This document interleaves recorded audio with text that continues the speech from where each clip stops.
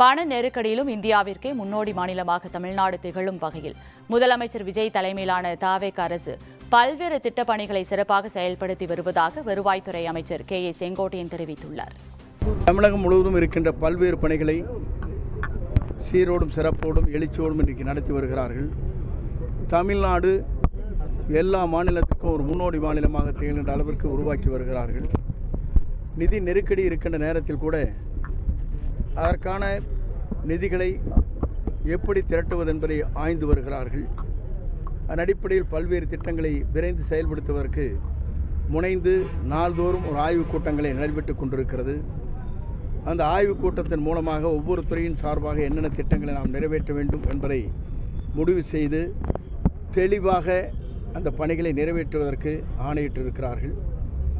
இந்தியாவில் தமிழ்நாட்டில் புரட்சித் தலைவர் எம்ஜிஆர், புரட்சித் தலைவர் அம்மாவுக்கு பிறகு தமிழ்நாட்டில் ஒரு